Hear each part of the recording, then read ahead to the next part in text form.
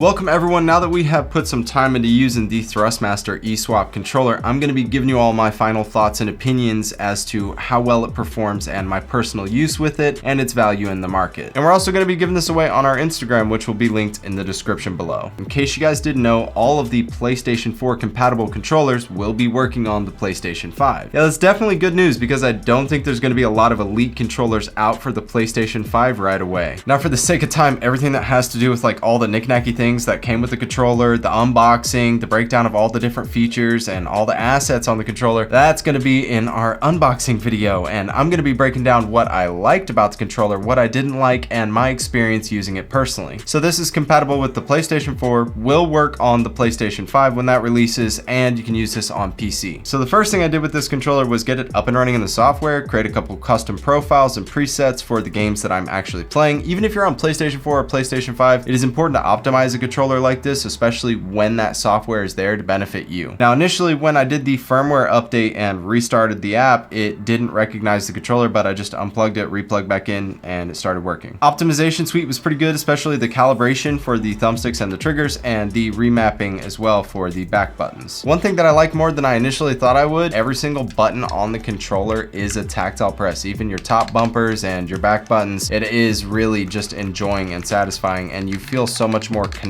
It's also just really quick and direct. One of my biggest criticisms for this controller would have to be the back button placement. I can make it work because I'm kind of on the medium to large size hands, but if you have smaller hands, you're definitely gonna have to go out of your way to get to these buttons that are more so placed in the center of the back of the controller. I think naturally while holding this, your fingers kind of fall along the sides, but if you have medium to large size hands, you can definitely make this work, and I got used to it pretty quickly. That may be because I've used a lot of controllers with back buttons, but in the end, I was able to get comfortable use out of it. But still, I feel like this back button placement is a little flawed. Now, I did mention this in the original unboxing, but the plug-in for this wired only controller is fat and keyed, and it also is made so that it won't pull out by accident at all, and I like that it protects that internal connection. It's just a good lifespan feature. I did test toggling between different profiles mid-use, as well as swapping out the orientation of where your thumbstick placement is, and it worked consistently the entire time, so that was good as well. Overall, I'm not the biggest fan of shorter thumbsticks. I do like a heightened thumbstick on the right hand side. I know a lot of players do, and if that matters to you, then I wasn't finding any customization options online for buying a heightened thumbstick for one of these, and I cannot verify if it works with KontrolFreeks. So if any of you guys know if it works with KontrolFreeks, make sure to drop that down in the comment section below. If there's one issue or thing on this controller that I feel like is going to go out before the others, it is most certainly the thumbsticks. We saw over and over again in the Astro C40s that we reviewed that the swappable thumbstick modules on those controllers would go bad anywhere from 3 to 4 months, sometimes as short as 2 months. Players were just getting ridiculous amounts of stick drift, and then they would try to reset the controller again and again, and sometimes have to do it mid-game because it would keep acquiring stick drift, or they would have to keep calibrating in more dead zones so that it would not pick up minor movements. And then eventually there'd be so much acquired drift in those thumbsticks that they are practically unusable, and you have to cough up 20 bucks for a new thumbstick module. That hasn't happened to me during my use of this controller, but I do have some reports of it in our unboxing video. I will say that I like the customization kits from these, at least from like an aesthetic standpoint. They range from like 30 to 40 bucks, and it's a full kit for like triggers, the grips on the side, and the thumbsticks, and it looks really cool, and it's nice that they come with new modules. And overall, the concept of being able to buy a fresh thumbstick module is nice because sometimes thumbsticks do go bad through heavy use. I guess that main concern is how much use are you actually going to get as far as bang for your buck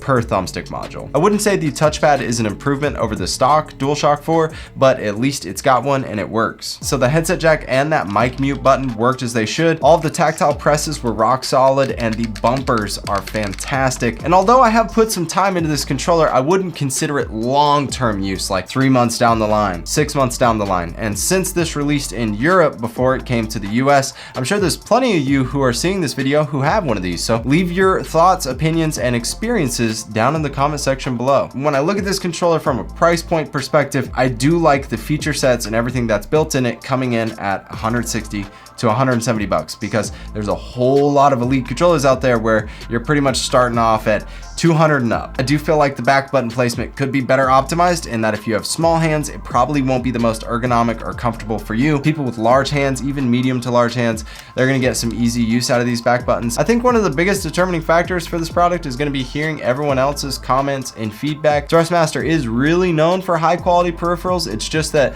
this is their first ever Elite controller peripheral. They normally are making pedals and steering wheels for racing games. So my personal take on the controller is that I like a lot of the features on it and the quality with which a lot of it is built. I only have one major area of concern, and I value the price point. So in a way, I do like this product. If there's something you felt like I didn't cover, then that unboxing video will be linked down in the description, as well as our Instagram, because remember, we're gonna be giving this bad boy away. I do hope you all enjoyed this no nonsense, no BS review of the Thrustmaster eSwap controller. If you did, please don't forget to like the video, subscribe to the channel, share the content. It is greatly appreciated. Notification squad, you guys freaking rock. I look forward to seeing you all in the next one.